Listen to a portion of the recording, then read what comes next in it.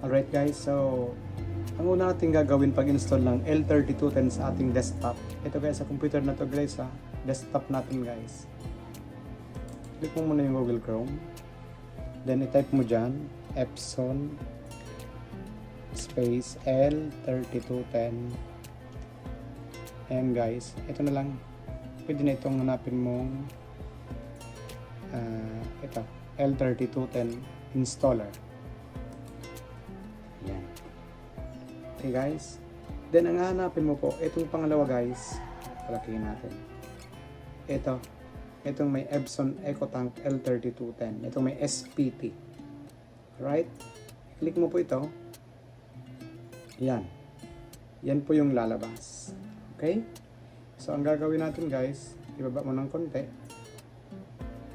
Yan. Then, click mo guys yung download. Alright. After done, ito, choose an OS. Ang hanap, yung ito, 64-bit, Windows XP, Windows 10, ito, Windows 10. Kung sa inyo Windows 11, ito ang nyo. Kasi sa akin Windows 10 siya. So, ito, 64-bit. Ayan. Then, click mo po ang Go. Ayan guys. Ayan yung lalabas. Right? Ibaba mo. Click mo itong download. So, yan. Yan na po guys yung sunod na lalabas. Okay. Then, sige. Baba lang natin. Click mo ang I agree. Then, click mo na po yung ito pong download. Yan. So, nakita nyo guys, nagpop up ito. Ayan.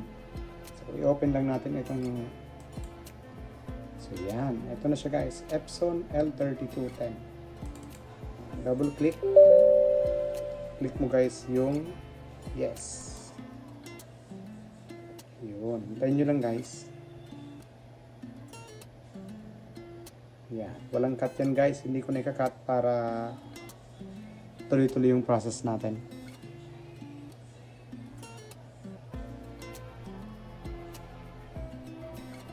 Yan.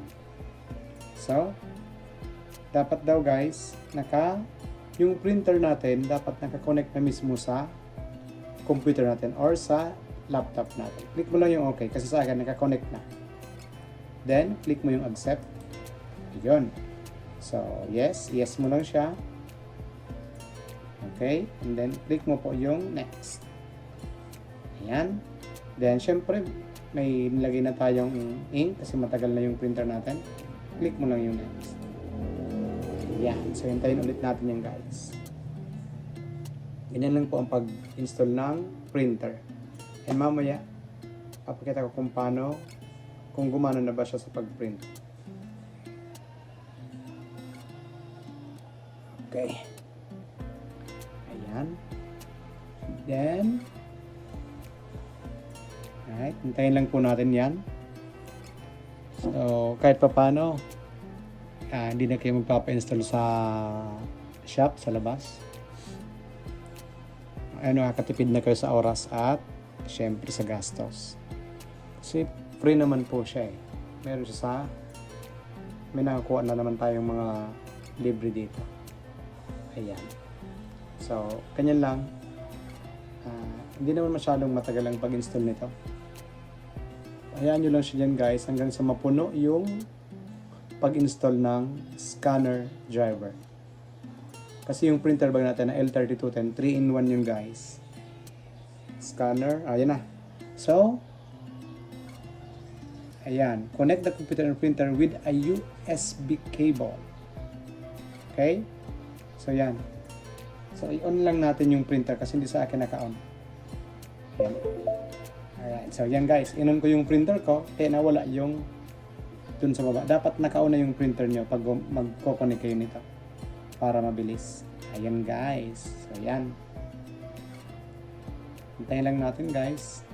Kasi installation na tayo. So, yun. Then, click na natin yung install. Ayan, malapit na guys.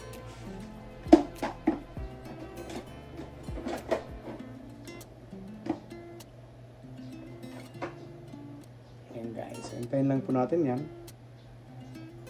Yan na yung mga software na ini-install guys. Okay, so hintayin lang natin.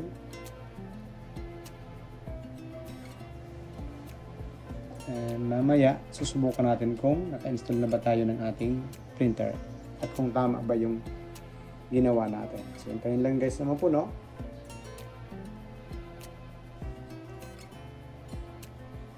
Yan. Ayan guys. So, syempre guys, kailangan may internet kayo. Kasi kinuha natin sa Google yung yung software. Dapat nakakonect ang computer ninyo or laptop sa internet. Okay guys? So yan. Sundan nyo lang po ito and for sure makakatipid kayo sa maraming bagay pag naka-install kayo dito. Okay? So yan. Hintayin lang po natin. Walang cut yan guys. Hindi ko kinat para makita ninyo. Ayan.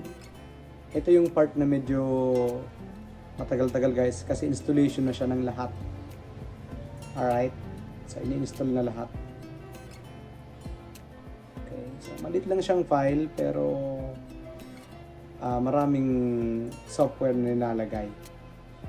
Okay. Kasi yung printer natin may scanner, may photocopier, and syempre nagpiprint kasi printer. Okay guys. Ayan.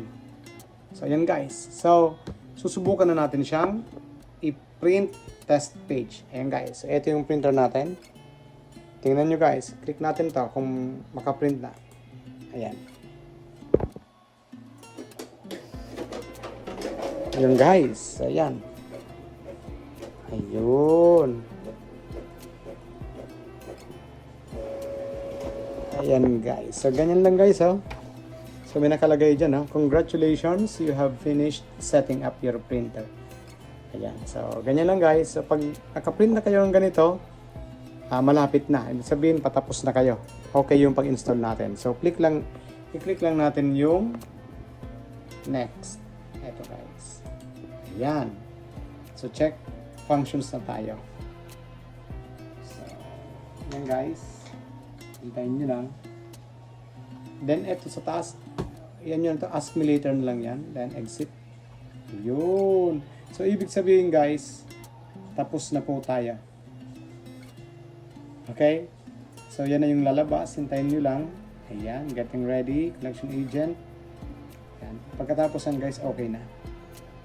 Subukan na natin mag-print ng document. Ayan, 1 second, 0 second. So, yun. Okay, so ayan guys, hintayin lang yan. I-click mo lang yung hanapin mo guys yung Philippines. Ito. Okay. Ayan. Okay guys, so hindi natin kailangang i-register to. So click mo lang po yung skip. And click mo po yung finish. Yan. Okay. So, yan na guys yung lalabas. Nakalagay setup complete. Okay? So, i-off na lang natin ito. So, ngayon, subukan na natin guys mag-print. Alright. Open tayo ng document. Ito guys yung Word. Yan. Okay lang natin ito. Ayan. Ayan, nag-type ako guys. Then, click natin. Control P. Ayan guys. So, kung mapapansin ninyo, naka-ready na. Ayan na yung printer natin. So, tingnan natin. Print natin. Click ko yung print. Ito. Ayan nyo guys. Ito. Print. Ayan. Yun. Ayan guys. Ito na siya guys. So, nakapag-print na tayo. So, ganyan lamang. Thank you.